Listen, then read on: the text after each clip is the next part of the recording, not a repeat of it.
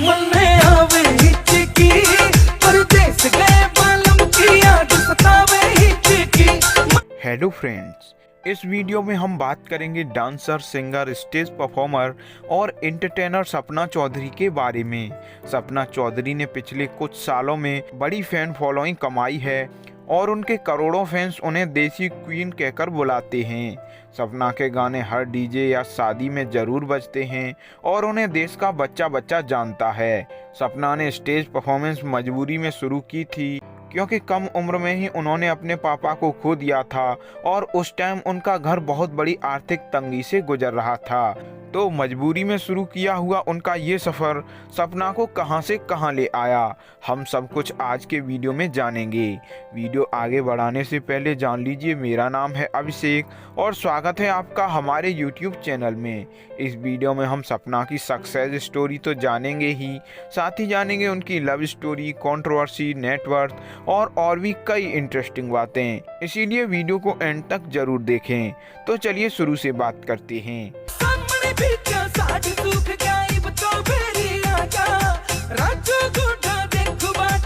सपना चौधरी का जन्म 25 सितंबर 1990 को महिपालपुर, दिल्ली में हुआ।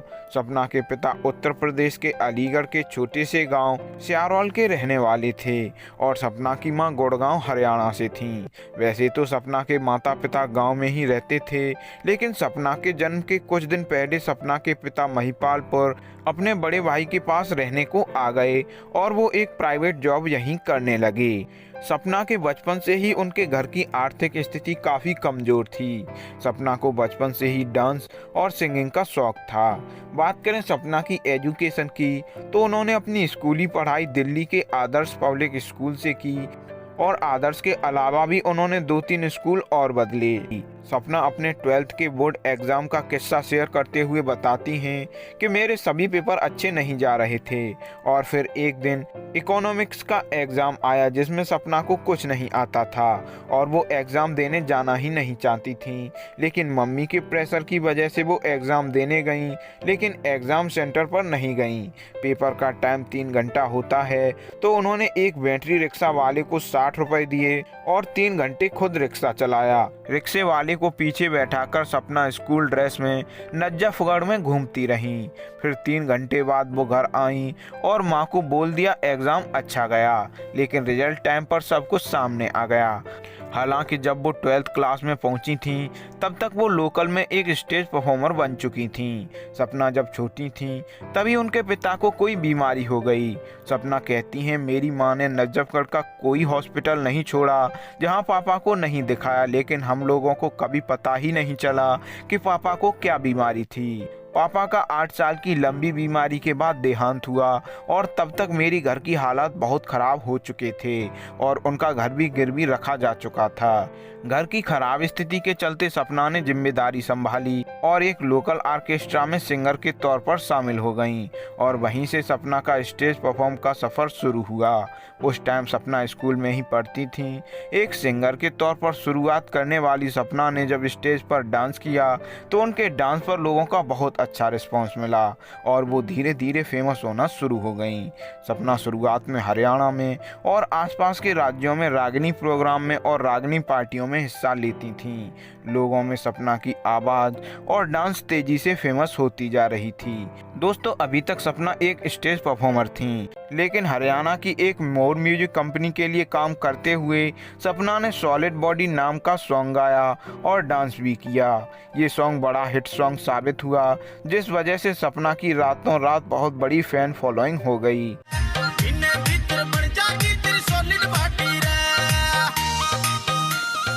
इस गाने पर हरियाणा में जो रिस्पॉन्स मिला था उस पर सपना को खुद यकीन नहीं हो रहा था। ये गाना सपना के लिए एक लाइफ चेंजिंग सॉन्ग साबित हुआ। इस सॉन्ग को YouTube पर भी खूब देखा गया था। सपना कहती हैं, मेरा घर गिरवी रखा था जिसके कागज़ मैंने वापस लेकर जब अपनी माँ को दिए तो वो पल हमारे लिए बहुत भावुक था, क्योंकि उस घर में मैं और मेरे छोटे भाई बहन पले बड़े और उस घर से हम इमोशनली जुड़े हुए थे। जब माँ को घर के कागज़ दिए तो माँ की आंखों में एक अलग ही चमक थी। माँ को एक बार को ऐसा एहसास हुआ जैसे उनको पापा फिर से वापस मिल गए हों। दोस्तों अभी तक आपने हमारा चैनल सब्सक्राइब नहीं किया है तो कर लीजिए और बेल आइकॉन भी प्रेस कर लीजिए। हम आगे भी ऐसी ही इंटरेस्टिंग वीडियो आपके लिए लाते रहेंगे। सॉलिड बॉडी सॉन्ग हिट होने के बाद सपना ने वैसे ही लगभग 15 सॉन्ग और निकाले जिनमें उनके कई सॉन्ग बहुत बड़े हिट रहे। फिर इसके बाद सपना का काम ही उन्हें काम दिलाता गया। अब उनकी प्रसिद्धि सिर्फ स्टेज पर सीमित नहीं थी। सपना के सॉन्ग अब इंटरनेट पर भी खूब देखे जाने लगे और उन्हें एल्बम सॉन्ग के ऑफर भी आने लगे। अब सपना कई म्यूजिक एल्बम में काम करने लगी।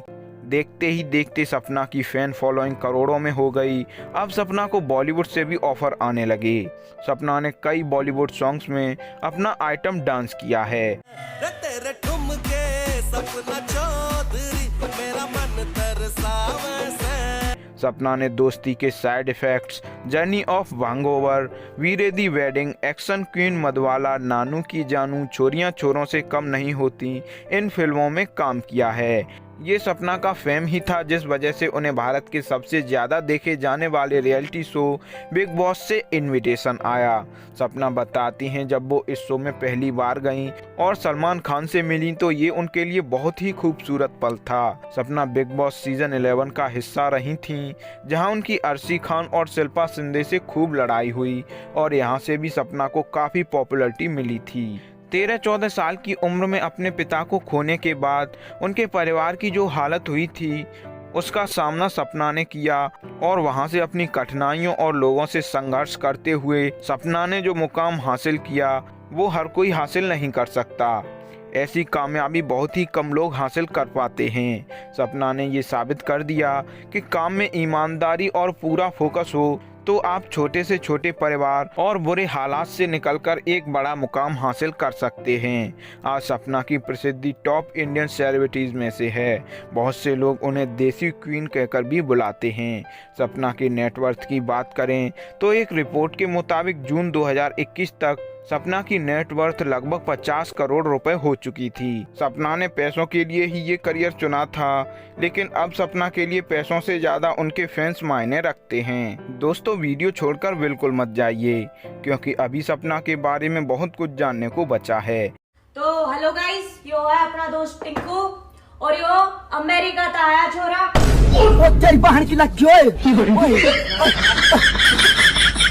तो सबसे पहले बात करते हैं सपना की लव लाइफ के बारे में। साल 2020 में लोगों को पता चला कि सपना मां बन गई हैं।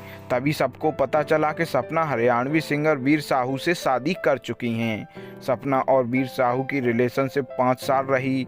5 साल एक दूसरे को डेट करने के बाद दोनों ने शादी की। सपना और वीर काम की वजह से पहली बार मिले थे और पहली नज़र में ये दोनों एक दूसरे को कोई खास पसंद नहीं आए थे। ये मुलाकात 2015 या 16 में हुई थी। सपना कहती हैं जब पहली बार उन्होंने वीर को देखा तो वो उन्हें खड़ूस लगे थे। एक ऐसा बंदा जो अपने आप में ही खोया था, ना उसे किसी से बात करना पसंद था ना मजाक करना। इसके बाद इन दोनों की मुलाकात एक अवार्ड शो में हुई और वहाँ भी वीर ने सपना को बिल्कुल इग्नोर किया। फिर जब सपना ने वीर से बात की तो सपना को समझ आया कि वो कोई खड़ूस या एटीट्यूड नहीं दिखाते हैं, वो एक शांत स्वभाव के इंसान हैं। फिर उन दोनों की बात होने लगी और धीरे धीरे ये दोनों दोस्त बन गए। वीर ने जब सपना को करीब से जाना तो उन्होंने बताया कि सपना एक अलग तरह की लड़की हैं और उनकी पर्सनल लाइफ प्रोफेशनल लाइफ से काफ़ी अलग है और प्रोफेशन से भी सपना एक परफॉर्मर हैं। वो कोई मुजरा नहीं करती, वो अंग प्रदर्शन नहीं करती, वो अपने कला का प्रदर्शन करती हैं। वीर भी सपना की तरह जाट समाज से आते हैं। कुछ समय दोस्ती चलने के बाद इन दोनों को एक दूसरे से प्यार हो गया और फिर उन दोनों ने शादी करने का फैसला कर लिया। फिर जनवरी 2020 में चंडीगढ़ में सपना और वीर ने कोर्ट में शादी कर ली। 4 अक्टूबर 2020 को रोहतक के एक अस्पताल में सपना ने एक बच्चे को जन्म दिया जो लड़का है। सपना और वीर ने अपने बेटे का नाम पोरस रखा।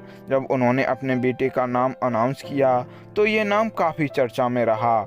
इसका रीजन ये था कि पोरस भारत के एक महान राजपूत राजा थे जिन्होंने सिकंदर से युद्ध लड़ा था।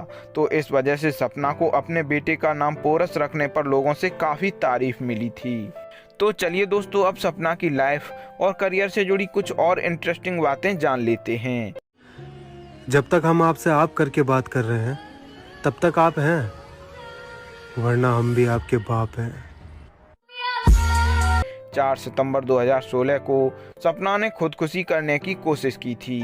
ये खुदकुशी सपना ने तब की जब सोशल मीडिया पर लोगों ने हद से ज़्यादा उन्हें ट्रोल किया।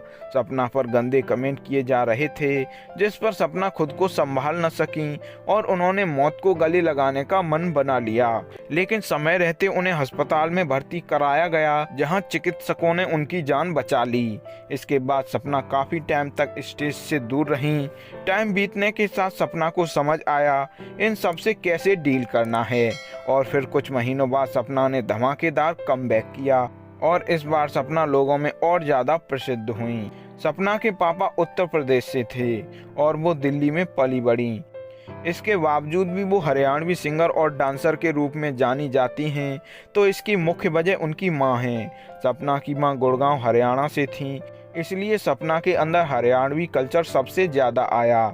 सपना कहती हैं कि जब वो छोटी थी तब उनको बहुत सी सुविधाओं की कमी थी।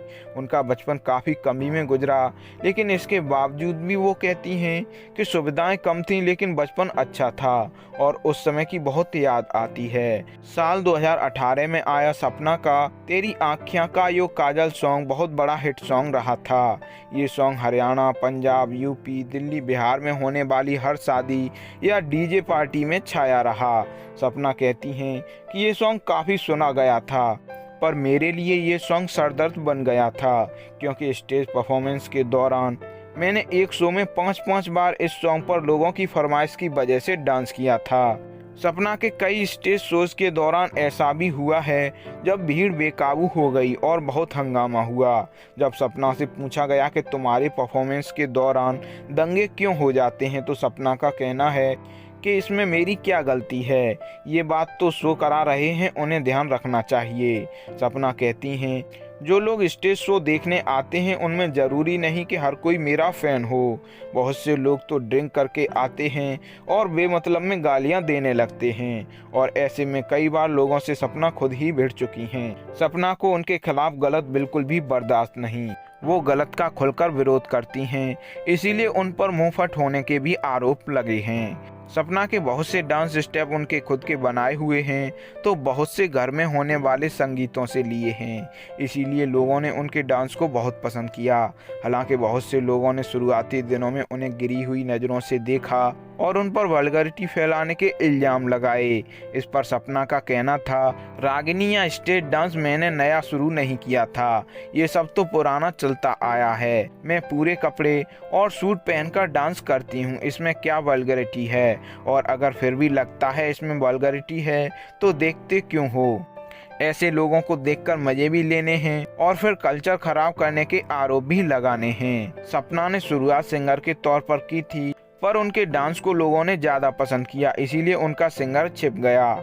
सपना का डांस लोगों को बहुत पसंद है, लेकिन उनको नुसरत फतेह अली खान के गाने बहुत पसंद हैं। नुसरत उनके फेवरेट सिंगर हैं। सपना के फेवरेट एक्टर संजय दत्त और उनकी फेवरेट एक्ट्रेस कंगना रनौत हैं। ओ मेरी कल्लो, मेरी बल्लो, और मेरी कल्लो, और मेरी बल्लो, और मेरी कल्लो, और मेरी बल्लो। पुष्पा नाम सुन के फ्लावर समझे क्या? फायर है मैं, झुकूंगा नहीं। कह रहा बदमाश हूँ, कट्टा राखूं मैं की मेरे लेके तू बोरी राख, पर छिते को तू ही।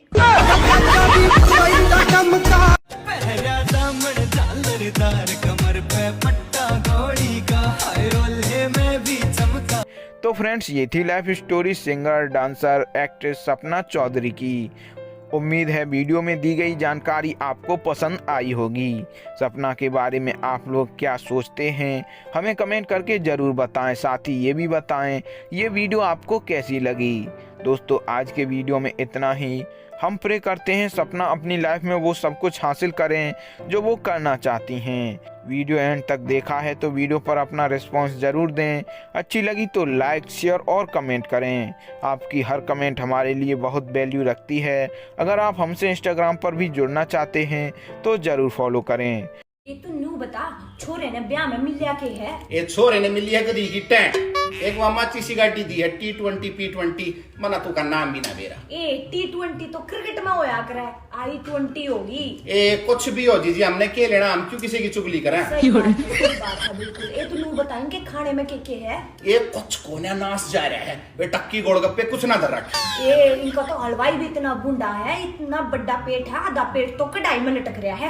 ओहो फिर तो सुंडी फुग्गी होगी।